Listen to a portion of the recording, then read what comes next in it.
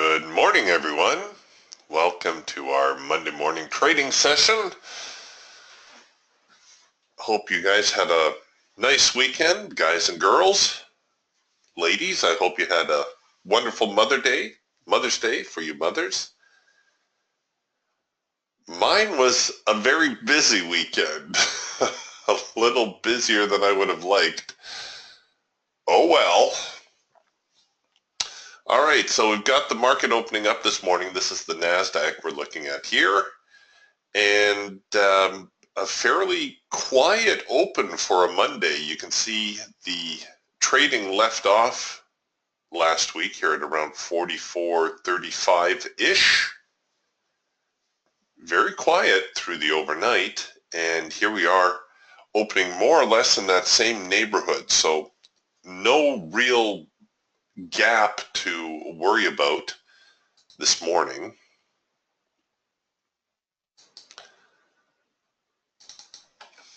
Normally Mondays used to be very busy trading days, especially early on as traders get their positions going. You can see the first micro-macro cross signal here in the hawk, printed right at the top.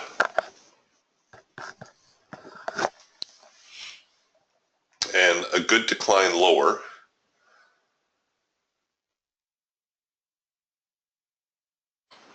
We also had a trend change signal, I believe, here in the Falcon. Yes, we did. It's pretty much a textbook trend change signal, this one right here. So the trend line changes color, the market goes down. You get that little reaction higher, then you get the failure in the signal. That's a signal that you can take with a great deal of confidence. Nice little bounce here off of the primary resistance, all the way down here to the primary support. Oh. Good morning, Derek. Derek says last night was a pretty dead session. It looks it. And good morning, Jim. Jim says shooting us some advanced decline numbers. Looks like he says about 700 on the buy, 950 on the sell. So for those of you following the advanced decline, we got a slightly bearish flavor to the day. Nothing to get too excited about. It's not all that lopsided yet.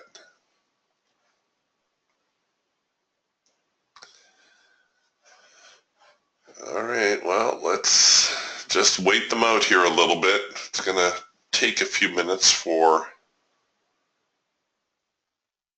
the market to figure out what it wants to do. Here on the Raptor, we're getting a cloud crossover, a possible cloud crossover signal. So this occurs when, well, your clouds cross over. Your clouds cross over, the market migrates into the cloud. We expect now the cloud to offer some sort of resistance. And if it comes out of here with a sell signal, I might try to throw a onesie on it.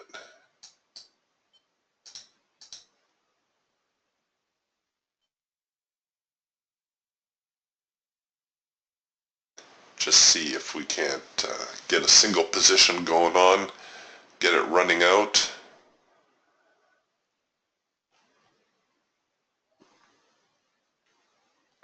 Oh, we're getting a red bar buy here on the Eagle. Sorry, I'm a little bit late on this one. So whenever the market encounters the hard edge of the band, we anticipate some sort of reaction. Oh, good, we might be able to get a second push on this one. The second push on a signal simply means that we let the signal engage, and then we let the market move or fade the signal. So you see how the signal printed? I'm waiting for the market to trade down here now. There we go. That's what I want to see. I want to see the sellers stepping in and pushing the market lower. So I know sellers, it looks as though sellers are really starting to defend this 43.35 area.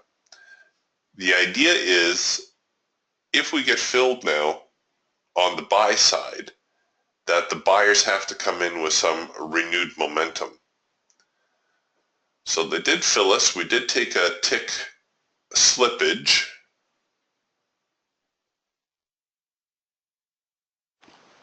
And I'm trying to run a relatively deep stop. You can see right down below these previous swings. And the reason I'm doing that is, well, it's not clear yet whether or not the market is going to try to turn over on us or not.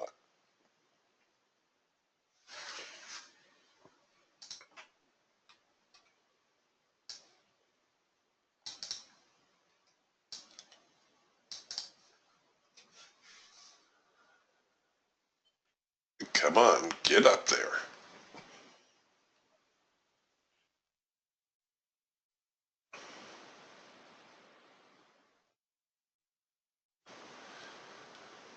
I don't mind taking an early signal on the eagle, pardon me, because it is a trending tool. A lot of times the signals will have a little better follow through, even though when they're printing, you're looking at it and you're thinking, how will the market possibly get up there? Now, I was also a little bit late on my entry. The high probability targets are all based on the hash mark entry.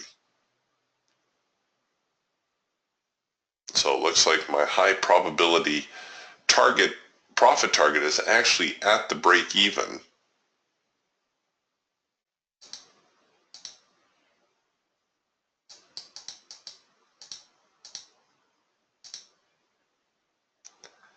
All right, I think we can safely enable that. I'm going to hit the break even trigger here in a second. There we go. All right, now we're playing with their money, trading on their dime. And allow me to show you the high probability target. See that? We just hit the high probability target. And the market reacting a little bit. No. Get up there, you stinkers. Not panicking just yet. The trade is at break even after all.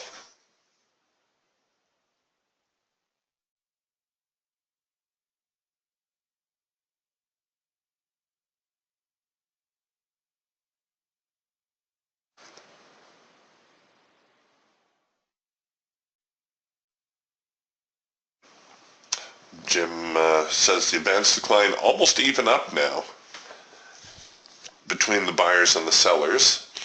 For those of you following advanced decline numbers, remember it's a relative scale, right? So it depends how the numbers shift throughout the day relative to where they started.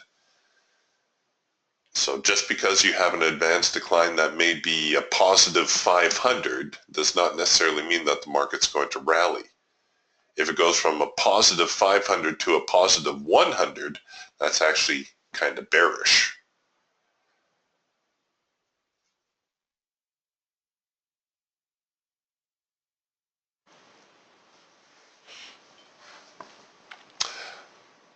Derek says the volume is, we've got about 9,000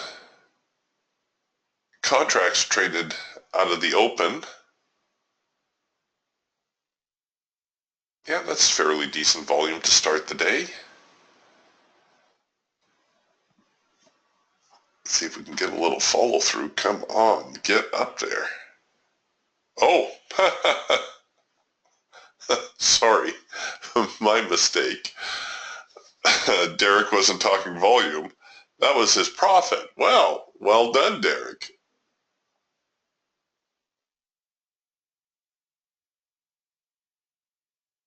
Come on, get up there.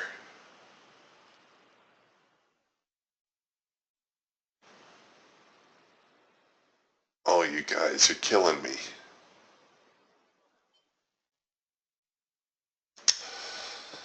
Well, what did I say? High probability target. I should have just rolled my stop down. We may catch the swing. I'm not holding my breath on it. and I don't feel like taking the stop back down below the swing low. In case this becomes the retest of the high now. Yeah, there they go.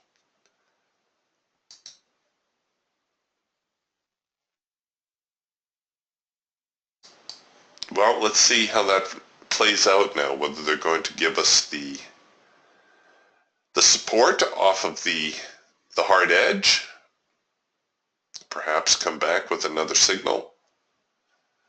We got a, well, no, I was going to say a soft edge buy here on the Raptor, but not really. Now we're getting a crossover, a cloud crossover to the bullish side.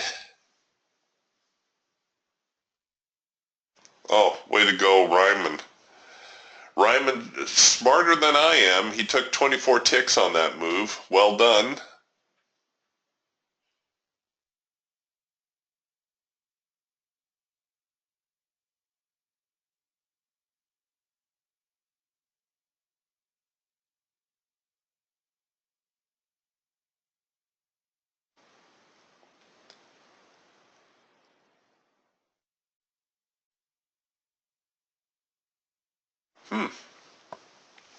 Jim's following the bank index and the Russell. He says both those are looking rather strong. I could see prices kind of topping out here at the highs, though. I can see 43.50-ish being a little problematic.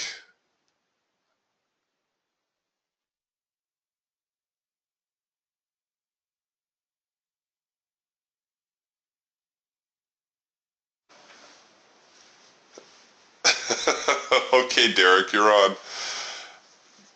Derek says, great call, Eric. I'll buy you a cocktail in Scottsdale.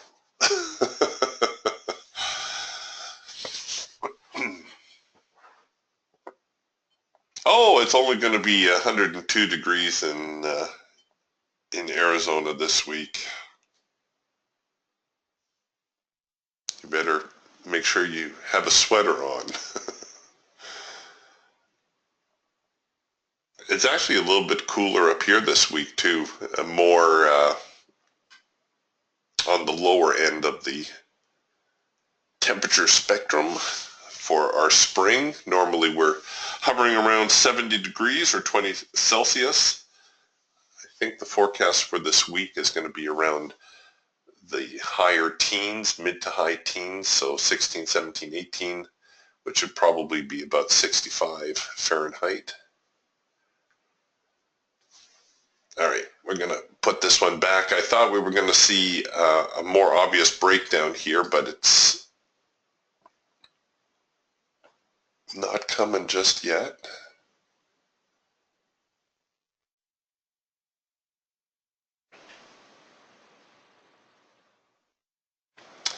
The Falcon possibly working a trend change signal. We're getting a hard edge bounce here on the Raptor. I know, the bulls are pushing, but do I want to try it one more time?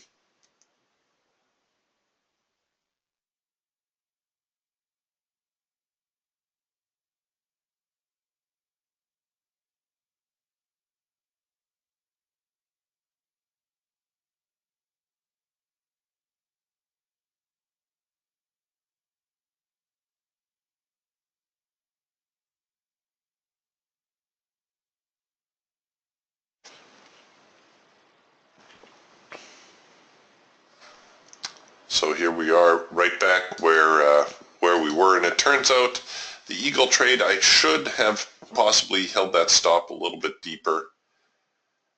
But of course, trading in hindsight is pretty easy. When this was unfolding, it could have just as easily came back down here to retest the lows.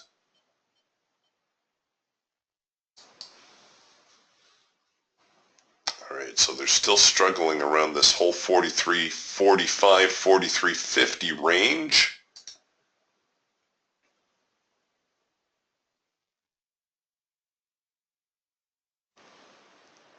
Oh, nice macro pullback, by the way. Macro pullback, first micro-macro combo So it is the first signal, also happened to be a macro pullback. And I'm sorry I'm showing you this one in hindsight. I don't know what I was looking at. But at any rate, not such a difficult signal to take, or a better signal to take, because we don't have the retest, right? We don't have the retest of this high. Unless you're looking at it like I was looking at the eagle and saying, well, there's possibly the retest.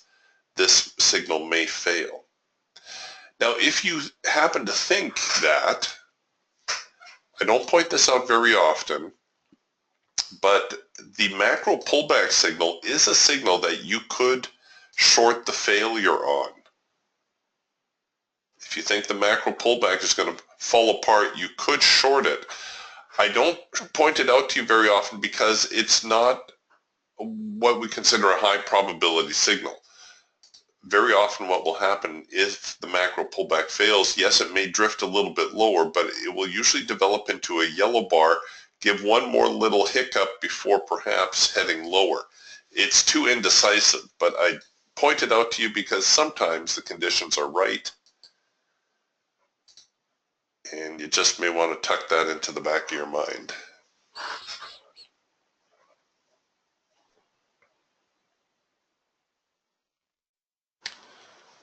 All right, so we're closing in on 43.50.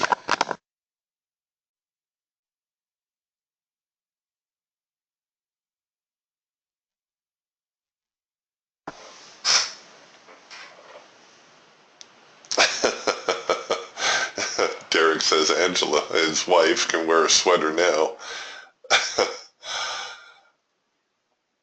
Yeah, I'd be the guy going from the pool to the bar, back to the pool.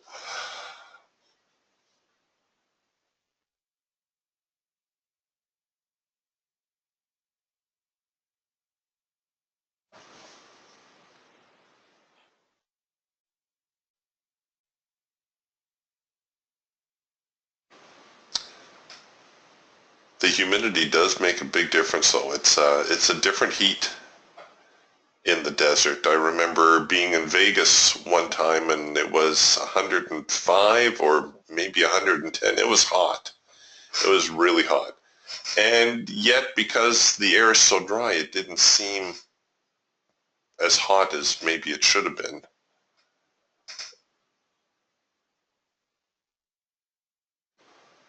For those of you in the east, especially around the Great Lakes area, you know all about heat and humidity. When the temperature starts to get up and the humidity gets up, and the humidity gets so high you can barely move.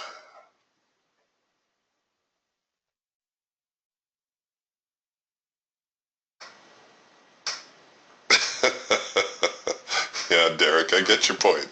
Derek says 120 is 120. It doesn't matter how you slice it. It's hot. All right.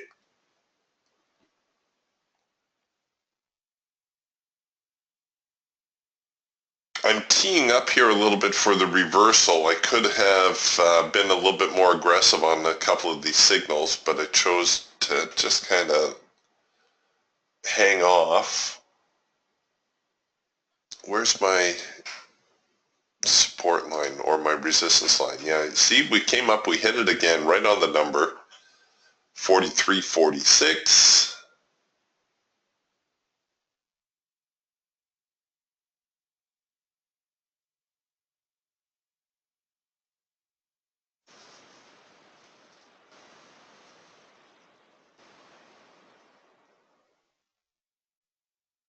If we get a double dot here, if we get a double dot sell, oh, there we go. I might give this a go. So the double dot sell is a reversal signal on the Falcon. I don't point this out very often because it is a reversal signal. Oops, there we go. Just ran past me. Let's get it on the second push, and I'm only going to go in for a onesie here. I don't want to get too crazy on this because it is a counter trend signal. Oh, and we actually got a little positive slip. Oh, sorry, my double dot actually got absorbed. That wasn't a true signal. I'm going to let this play out while I show you what the double dot should look like. All right, this wasn't a bad double dot buy down here. The double dot signal occurs when it's counter trend. So in this case, we've got a red trend line, and we produce two warning dots, and they're either back to back or separated by a bar or maybe two. But when you start to separate them by 3 or 4 or 5 bars, the signal's no longer valid. What it shows you is it shows you a very quick increase in buying pressure. The double dot signal tends to be strongest when you can tie it back into the history of the chart, and usually the recent history. So if you're looking at the signal and you say, oh, well, we're getting a double dot buy, and last time prices were down here, they went up here. So maybe I'll give it a go. I'll buy in. And it's usually because it's counter trend, you're just looking to hit your profit objective. You're not really looking for the market to get all the way up here. You're looking either to capture a scalp or perhaps a swing trade. In this case, the market did get all the way back up here. Now, unfortunately, my second dot was absorbed. It should look like this. What I've done here may work out, but it's not really a double dot signal. So I was a little bit too quick on that, just to be clear. But we can tie it in with this reversal back here. Right? So had the market given me two dots, well, that's a pretty tiny dot, but you get the idea. That would have been a double dot sell. Stops go above the swing high because what we're looking at now is really a rather large rounded bottom. And again, we would just be looking at a shorter term profit objective, either a swing trade or perhaps a scalp just to get in and get out.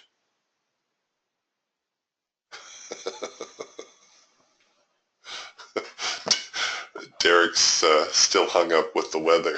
Okay, I won't call it a dry heat. Derek says, when people say it's a dry heat, I want to hit him in the head with a hammer. Yes, I know. I grew up in Alberta. People would always say, oh, well, at least it's a dry cold. Yeah, okay. Same thing. Minus 30 is still minus 30.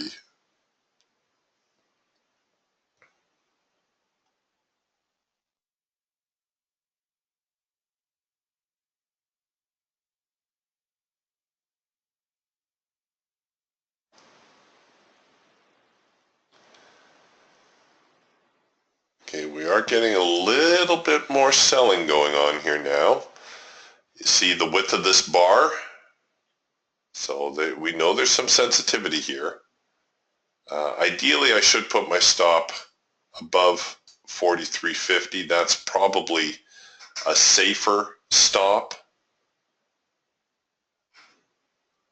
You don't usually want to keep your stop overly tight because there is a pretty good chance the market's going to try to tick up here. You see it broke through the resistance line by a couple of ticks before. You just don't want to get stopped out by a tick and then watch the market reverse on you. Okay, this now is a double dot sell. It's occurring at pretty much the same area as what we had before. It's the exact same principle of what I just described. Now, I don't want you to start scouring your charts for these double dot signals. There's a reason I rarely point them out to you. It's because they are counter trend and they are riskier. Now, look at what happens. I am currently short on this double dot sell. But what is happening on our chart right now? We're working a late filter entry signal, which happens to be a very high probability signal, doesn't it? So if in fact the buyers do recover the market here and produce a late filter entry signal, well, now I'm in a little bit of a bind. Do I try to reverse on the signal? Do I, stop out immediately, reverse and hope that the market goes up again? Or do I hang on and hope that 43.50 knocks the market back down? That's the problem I find with counter trend signals, is that it puts you in a little bit of a pickle when it comes time to take that with trend trade.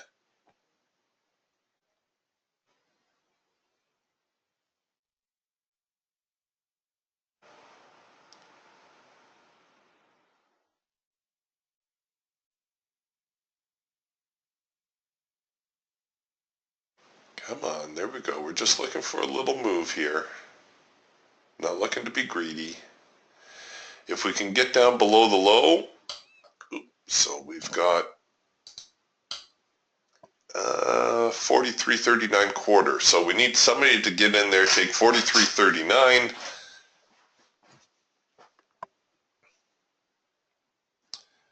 and we should see a tail off at least to the median line and the next little swing low here, which should allow us to capture our profit.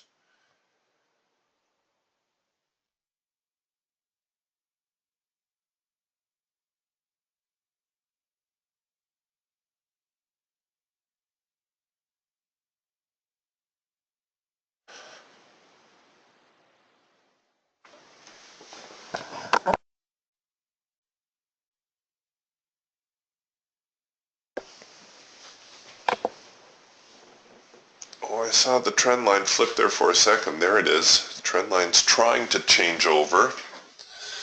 That's going to make it a little bit easier to avoid that late filter entry on the buy. But the sellers don't have this market just yet.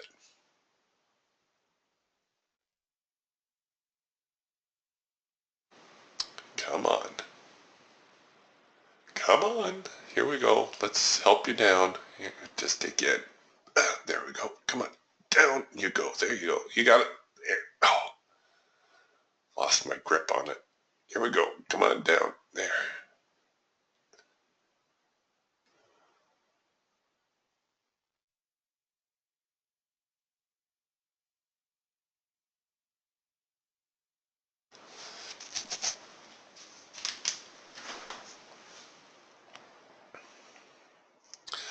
So first we've got this low to deal with, then we've got the 43.39 low, after which I think we're going to flush out some of the buyers.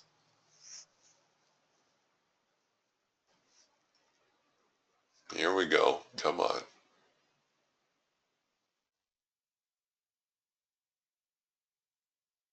Come on.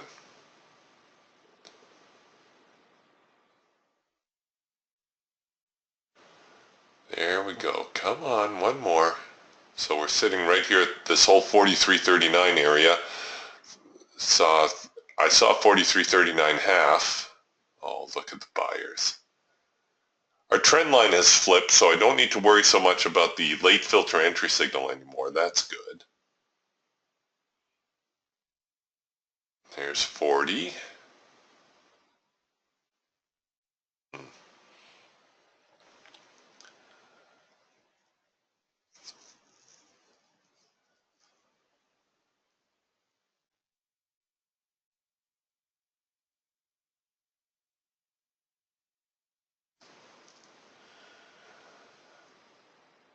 So what's happening now is we're working a quick little trend change signal.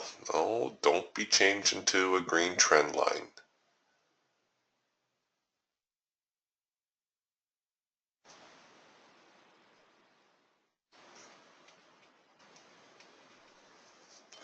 Here we are again. Okay, there's that little poke through, and now we'll see whether or not the sellers step up. Nope.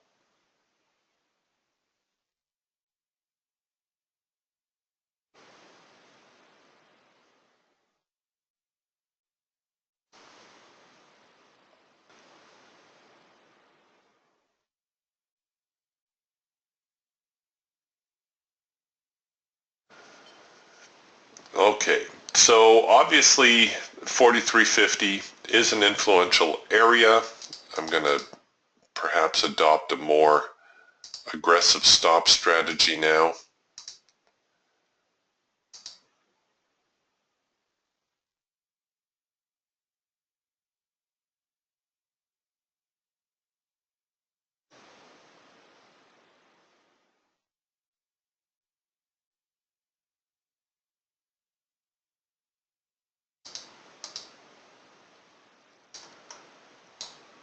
I don't want it to roll just yet.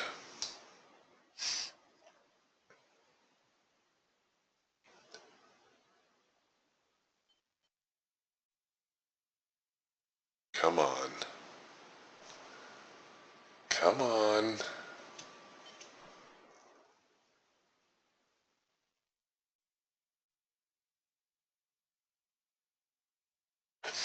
Well, if it fails here, I'm pretty much done. If it fails and trades, we're going to produce a late filter entry signal. And, oh, no, it's not looking very good. And that's the reason you go in with a single order when you try those counter trend trades, because they are very risky. And of course you can see the problem too, you know, when you get counter trend, it's not that it's necessarily a bad idea to expect the market to fall off at these levels, but it does block you from taking the with trend trade.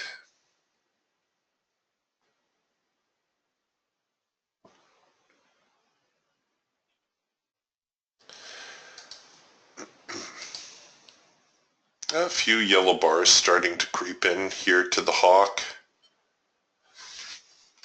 You can see we're starting to get a little bit more sideways action on each rally.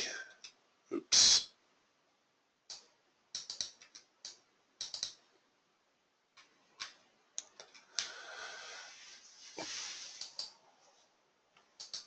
So I don't necessarily think it was a bad idea to short, but rather I wasn't able to hang on quite long enough. So more yellow bars here in the hawk.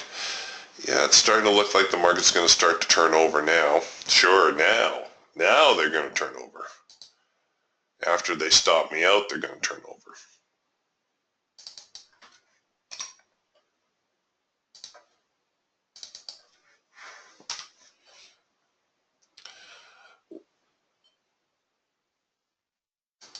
Waiting for a possible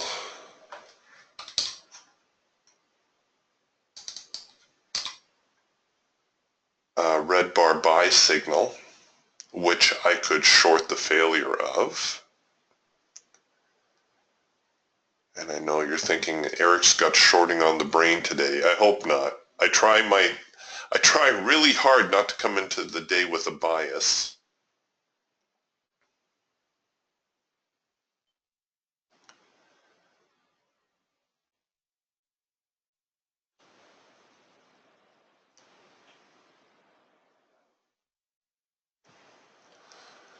Okay, working a trend change signal here on the Falcon. And this one I'm going to turn into a runner also. So the trend line changed color. Here's the down, here's the up. Notice another double dot signal.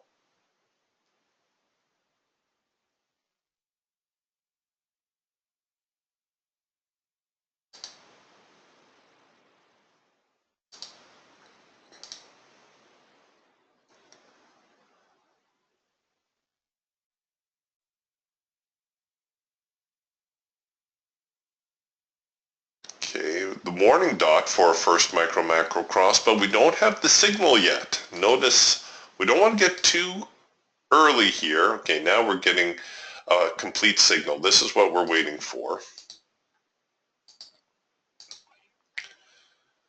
We don't want to get cute and get into the market before everything is in sync. That's the whole point of the first micro macro cross signal. It's not, hey, let's get in here early. It's let's get in on the right side of the trade. Okay, that's since moved into yellow bars, so I'll cancel that order.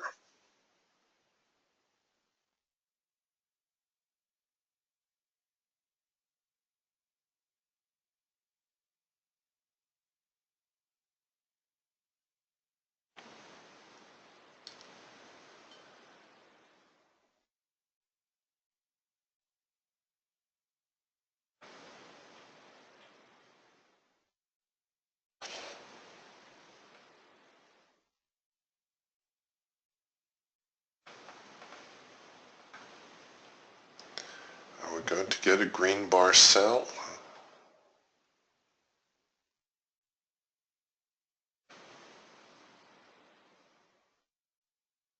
Nope, not yet.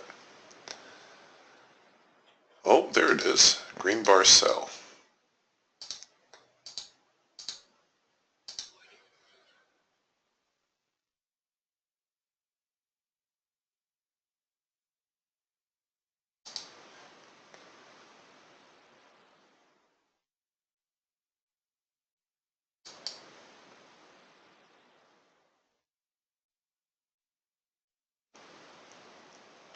So we've got a green buy signal here on the eagle as well. However, you see all these red warning dots. You see how we're back near the highs. I think I would make this one turn the ATR over before getting into the trade,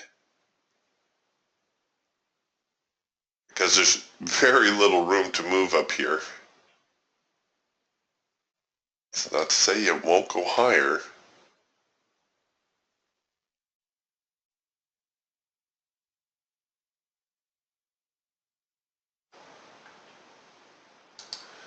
All right, now we're possibly working a late filter signal to the short side. Oh, it was there. The trend line cannot go out of sync. That's the important part. We don't want that trend line to, we want that trend line to stay red. We want the filter to go green and then become red again. Nope, not going to give it to us. All right. Can scrub that order as well. So we had the green bar sell, the green bar with the sell signal. It didn't trip, so now we're introduced more green bars. The trend line is changing over, so good time to cancel that.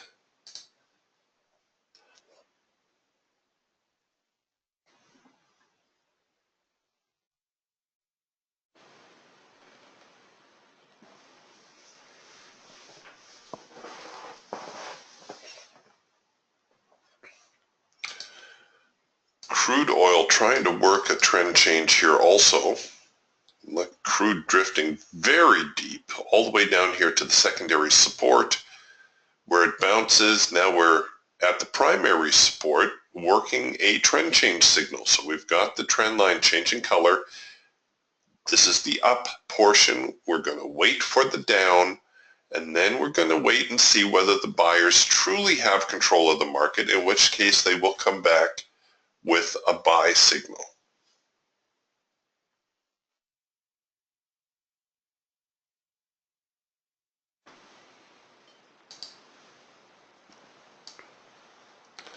So that's something to keep a lookout for on crude oil.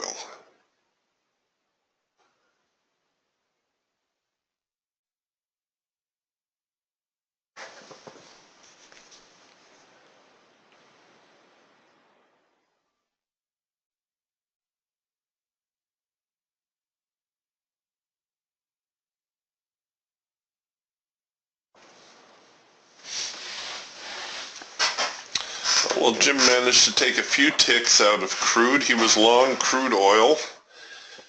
And he said he was long on the Raptor, but the sellers beat them down. But he still managed to squeak out 7 ticks. Well, that's better than nothing.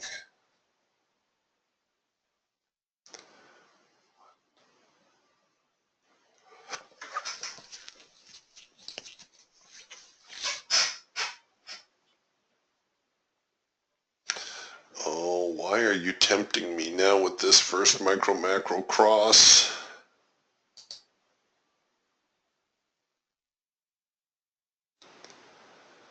Come on, get down there into yellow bars so I can ignore you. Oh, whew, thank goodness. There it is, yellow bar. The reason I'm a little hesitant about the first micro-macro cross is all this sideways action that we're seeing here. It's not to say we can't get enough out of it to actually hit our scalp target.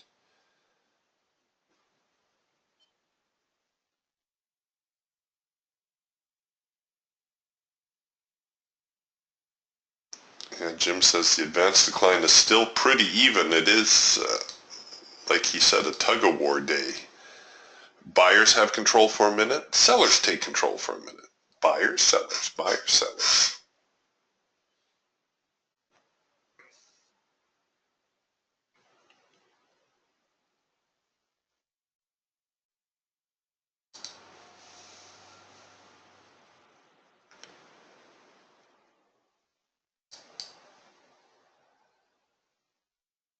Well, things, a real jumbled mess. A lot of yellow bars on the hawk. That tells us that the market is moving sideways. Oh, Trade Forecaster is in full-on scalp mode for almost 3/4 of an hour. So that'll take us, well, right through the next hour then.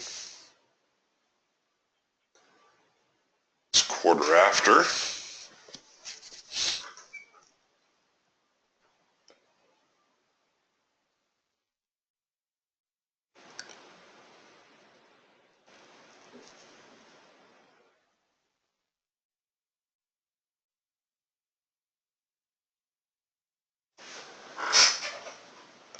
Here the Falcon did produce a late filter entry signal right here. One thing about the late filter entry signals, it's similar in this respect to the red bar buy, green bar sell on the hawk. Namely, we don't want to see late filter entry signal print after late filter entry. Was that one? No. That was close, but it wasn't one. Typically, we want to see them, they'll normally print about halfway through a trend or fairly early. So you see these printed fairly early. I would not consider these two separate ones because the market never really went anywhere afterwards.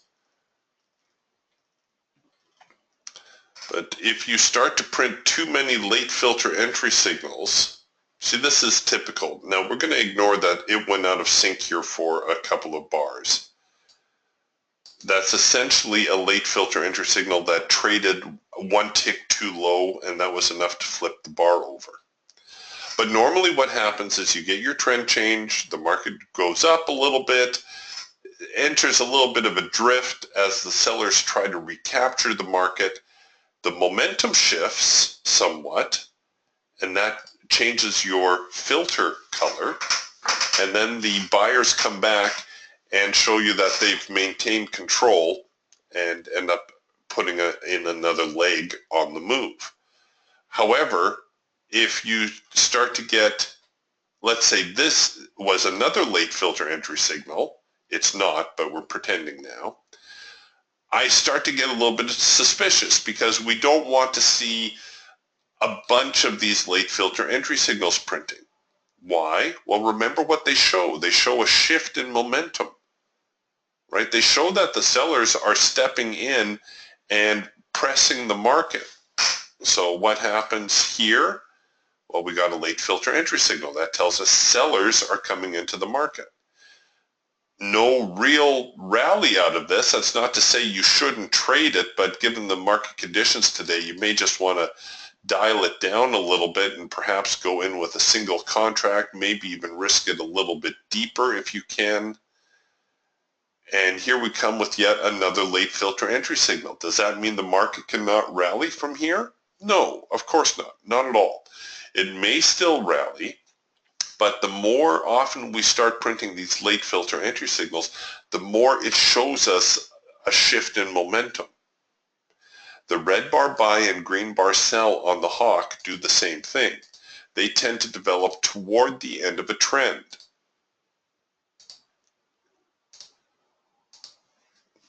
See, here we've got a red bar buy signal on the hawk. But look at what we have for a trend. Yes, it's an uptrend. We have a red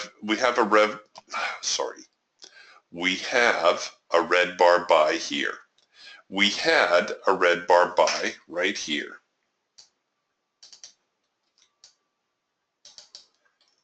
Did we have another one? No, that's it. So as these develop, there's going to be a tendency that the follow-through or the chance of a follow-through will be less, and it's going to be more likely that the signal will fail. So when I see this one, and now it's the second one within the trend, and arguably you could say it's the third. This one never printed, but it's the same idea. I would feel better shorting it, setting up a trade like that to sell it. Now, it did go up. It did hit its profit target, but the point is that the more of these you see, the more likely that one is actually going to end up failing.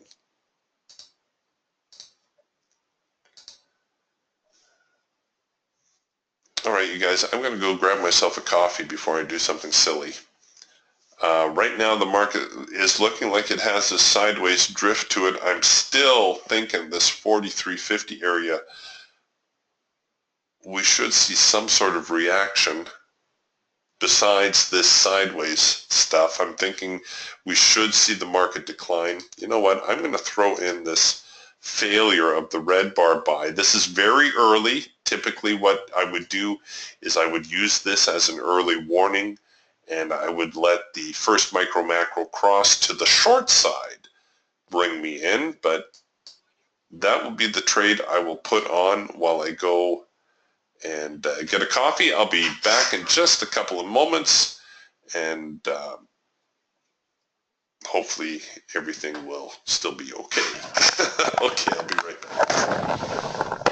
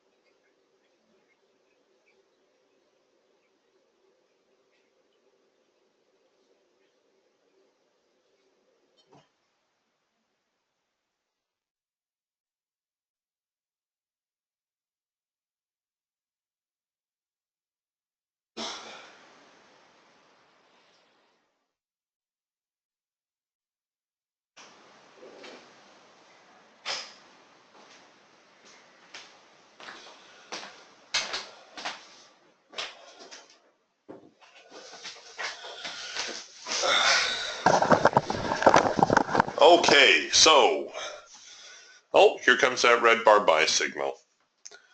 Well, it looks as though we're producing yet another red bar buy. Oh, well, we were in the midst of producing another red bar buy. And what I'm going to do is I'm going to try to run this one out a little bit, looking for the failure now and the possible move lower. So we keep retesting this whole 43.50 area. My stops, obviously a couple, 3 ticks too tight still on that earlier attempt to short the market.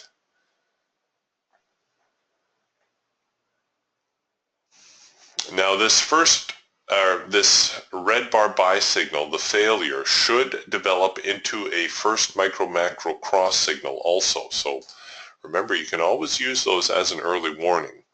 We did get a soft edge sell here on the Raptor as well. It's a little bit difficult to see it produced right here at the hard edge.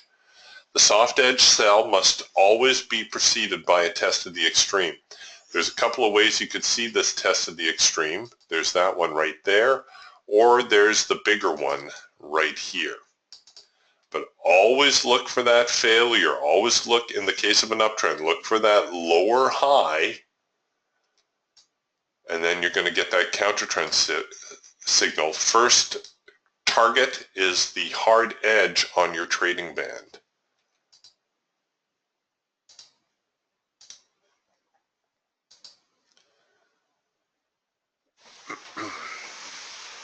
Okay, and we're into the hard edge here on the eagle as well. Come on down. It should go at least to, what do we think, 43.35? That was a little bit of a problematic area this morning.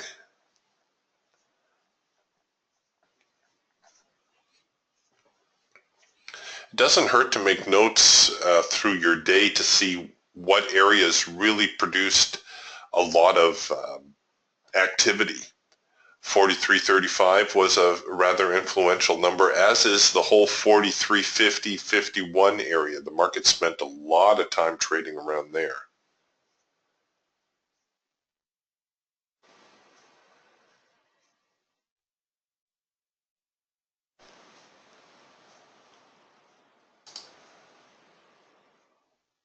All right, we got a little bit of room. I'm going to force this trade to break even now. As we get back down to the lows,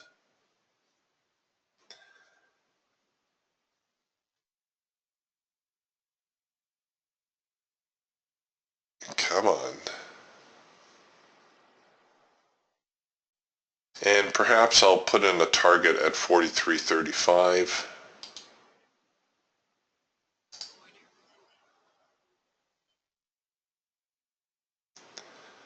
So we're short 2. I'll try to buy 1 back. And I'm going to go now with my parabolics.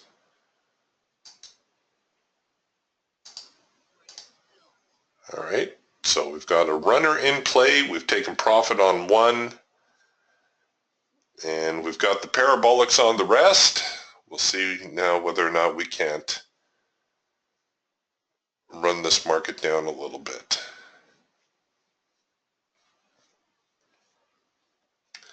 So good news, bad news scenario. Had the right idea, wasn't able to hang on long enough to that short with that short trade. Got tagged a little bit early.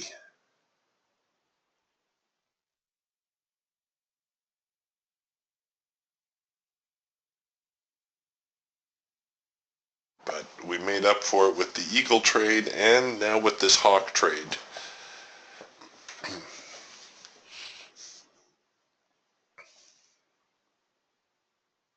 Come on. Come on. If they get down below the 43.35 area, I think the bulls are going to be done. Oh, they're holding. They're fighting it.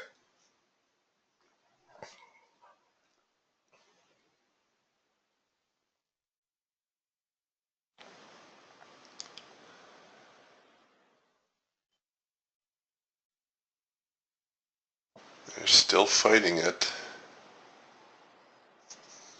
Come on.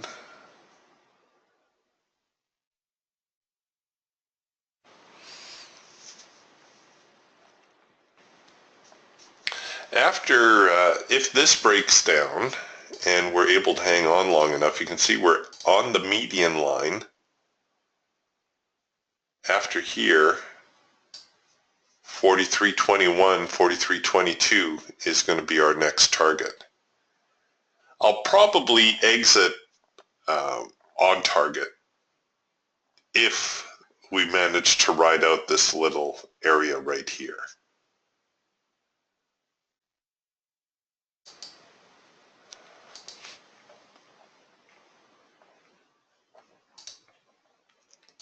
Going back to the action.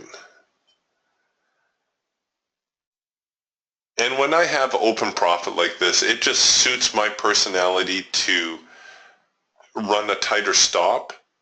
If you wanted to give this trade a greater probability of success, leave your stop here at break even.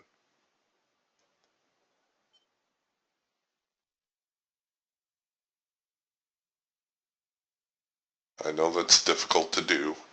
Or, if you can afford it, leave your stop above the high.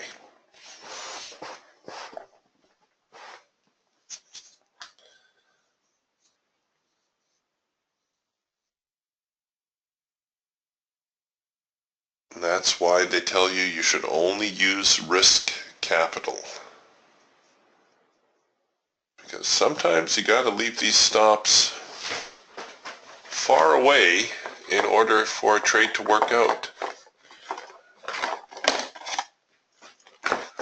You do not want to strangle a trade. That's a big no-no.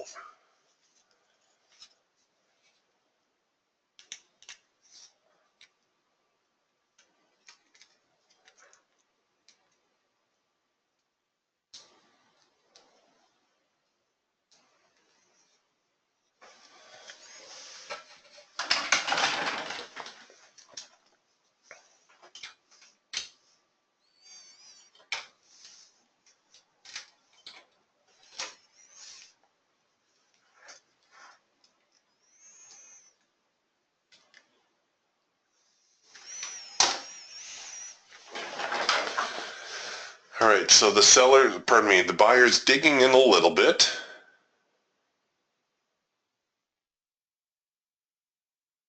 Oh, way to go, Tony. Tony says he got a nice 20 ticks on shorting soybeans this morning. Well done.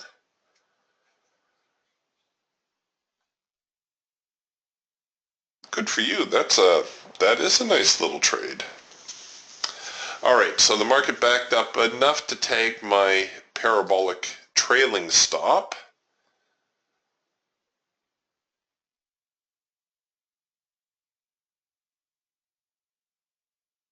And the buyer's obviously not willing to let go of the market just yet.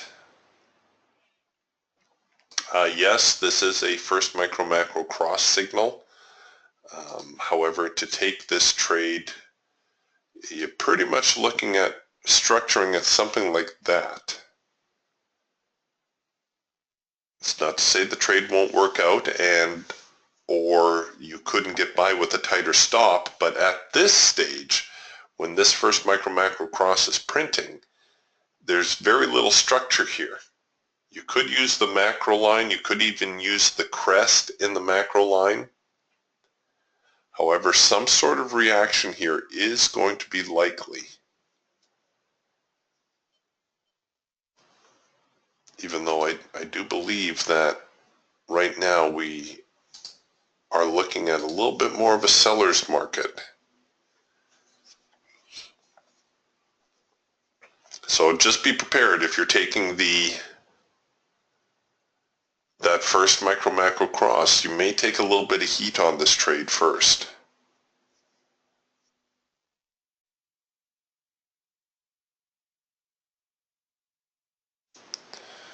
Jim says the DAX is on the green support and resistance line.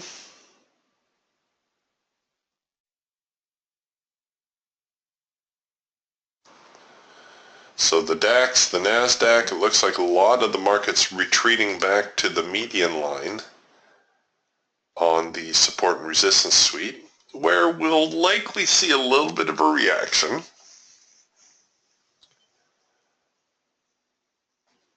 Buyer's not totally out of the picture yet.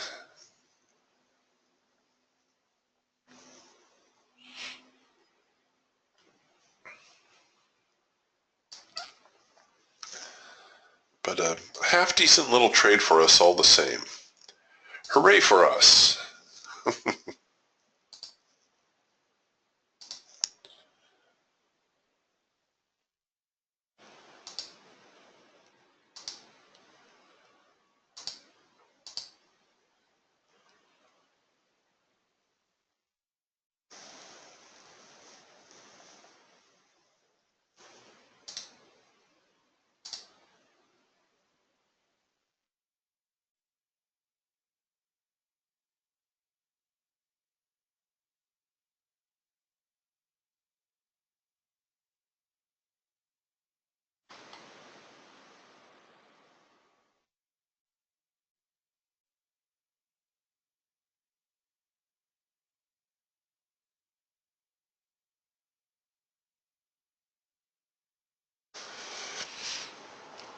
Okay, our first micro-macro cross drifting into a possible 4-arrow consolidation.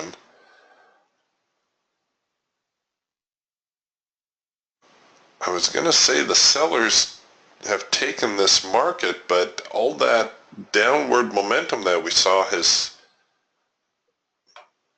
disappeared, kind of.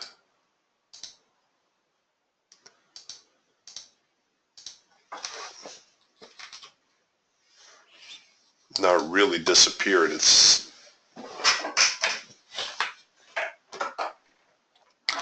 may still be there, but everybody's being rather coy now.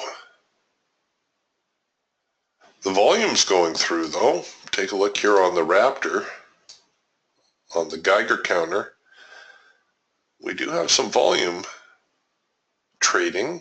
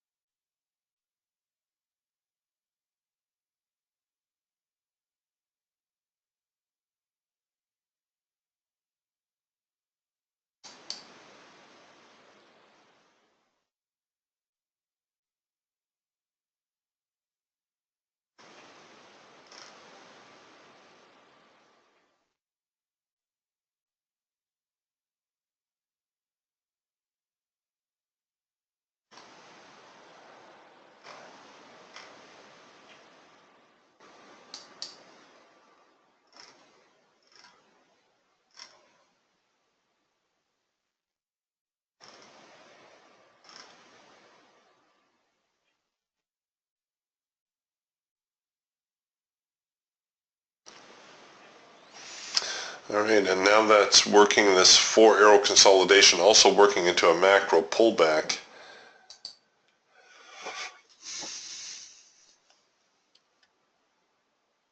Same problem as before, though. We need to give it a little bit of room.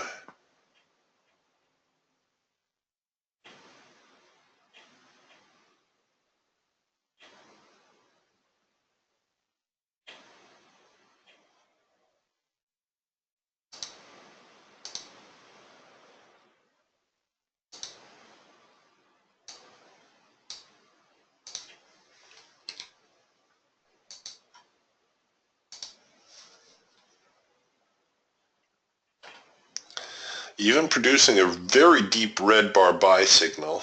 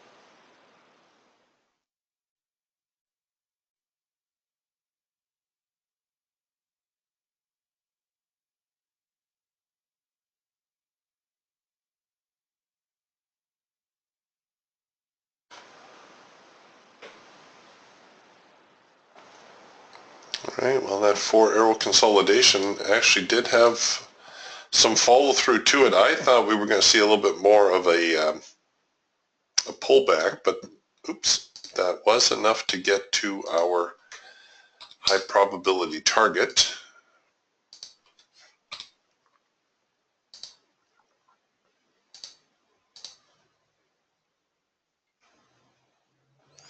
So the 4-arrow consolidation on the Hawk, pretty reliable pattern. It tends to have the shape of a bear flag, or in the case of an uptrend, a bull flag, where it would look like this. Those tend to be the strongest signals, and then you get 1, 2, 3, 4 signals in there, and we're looking to buy or sell the 4th signal. And we can usually see the market move far enough to get to our scalp.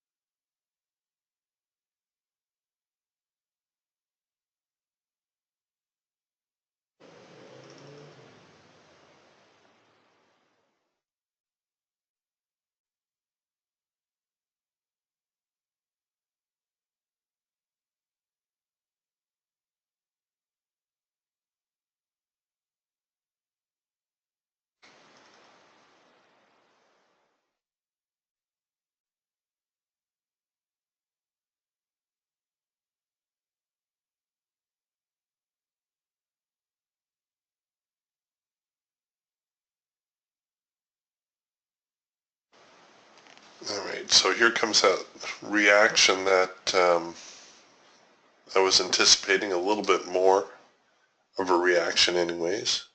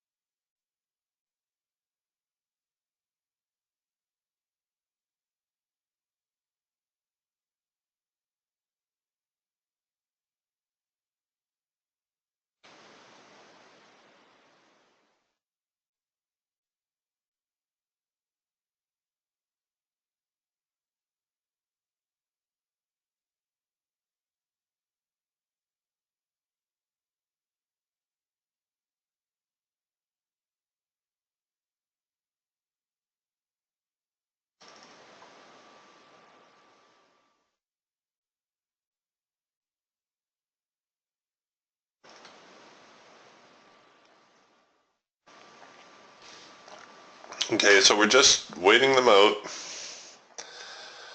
That's another reason why I believe it's a good idea to have a trading quota on the day. So you don't feel like you're rushed to take every signal. You can hold out for the better signals, if you like.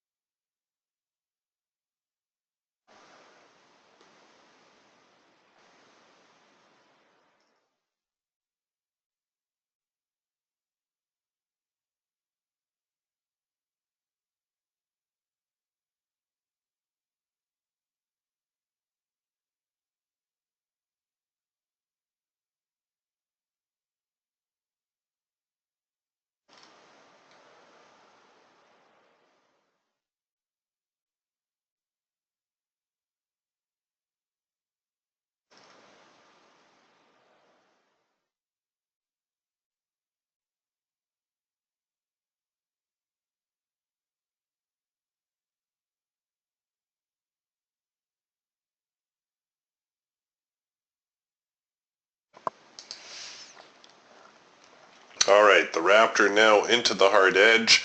We're getting a green bar sell here on the Hawk, and a possible trend change moving higher. So we've got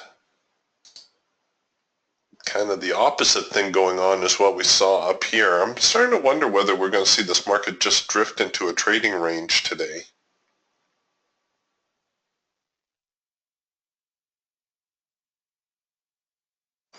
We could look to buy the failure of the green bar sell. The nice thing is you can cover the loss down here.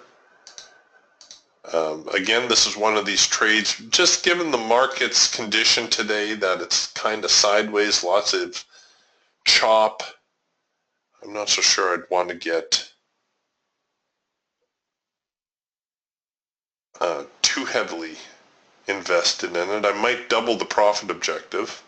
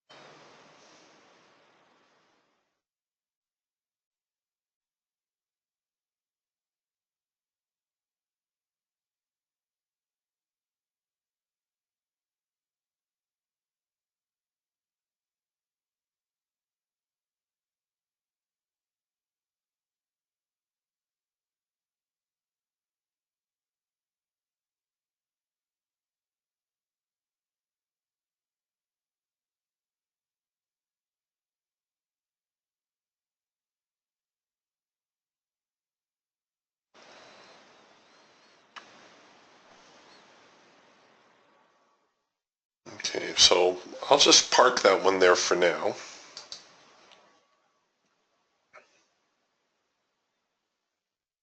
We've got a hard edge bounce going on, but no signal just yet, and a possible trend change signal higher here on the Falcon. Again, no signal producing just yet, just kind of the beginnings of it. We've got the trend line change. Here's the up, here's the down. We would have to wait for the up portion.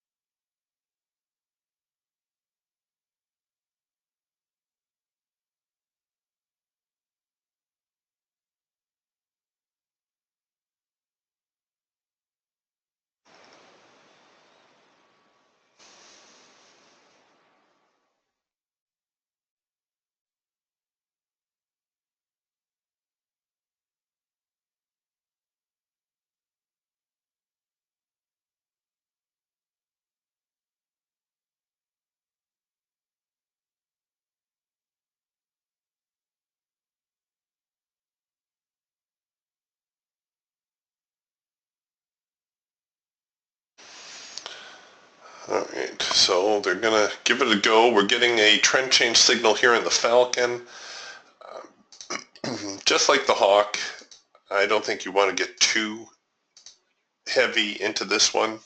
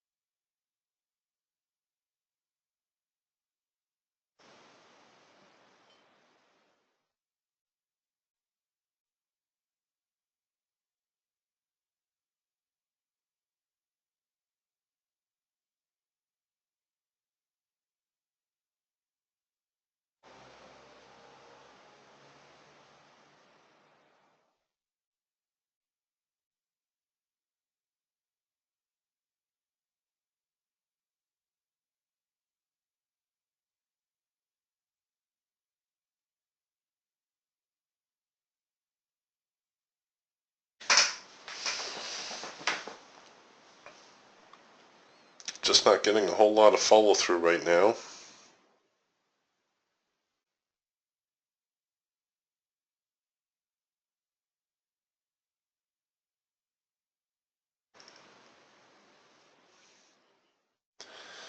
All right, there they go. They're going to give it a try.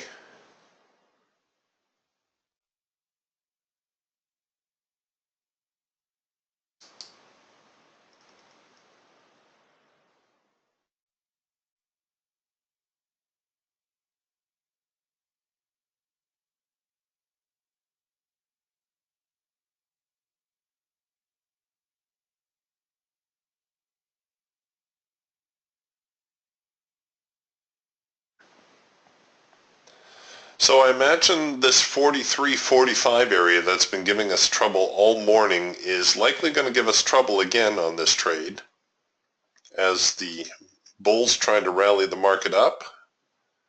Well, I said I was going to increase my profit objective on this one, so we'll go 43.45.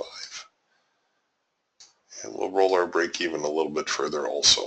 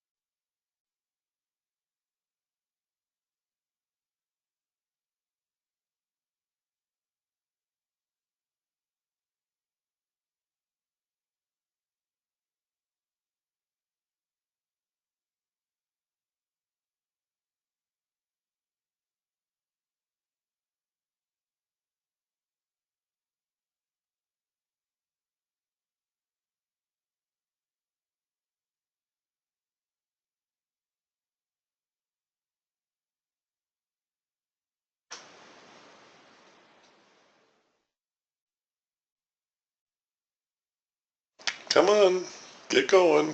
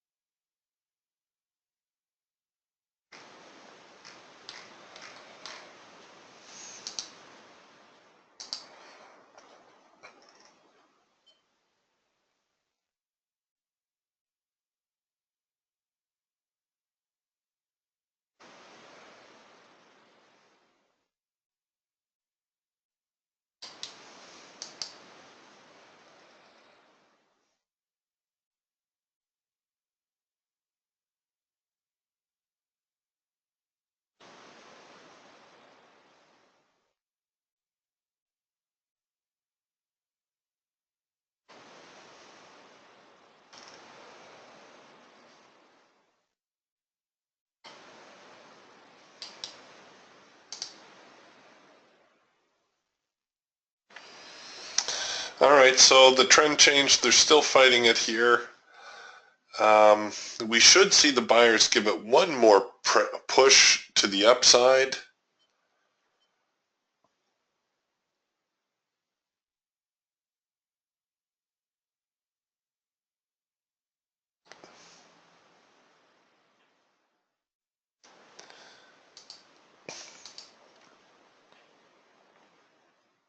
So our first micro macro cross, did we hit our high probability target? Oh, just touched it, just tagged it. So I would expect that, I would expect that it would try to go a little higher still.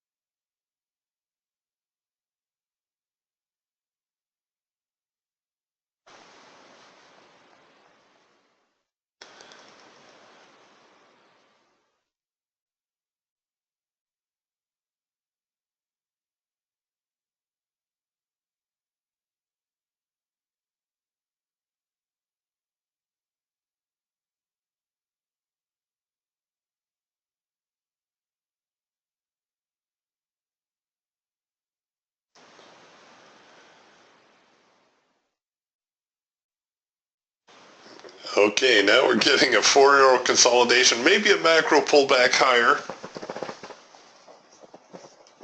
Things are really dead right now. We're going to close up the room here in a few minutes. I'm going to try to nurse this trade a little bit higher, but if you are going to hang out today, I think we're going to see the sellers knock this market down. So if you are long, you may want to take profit as you have it. On this next leg up, I'm going to try to roll my stops a little bit more aggressively in anticipation of a move lower, maybe even as low as 43.20, which would be the primary support line that we were looking at on our support and resistance suite. But that's enough watching the grass grow and the paint dry today. The market's just very, very quiet right now. So we're going to shut down the room, and I'll see you guys again tomorrow morning. We'll talk to you then. Bye for now.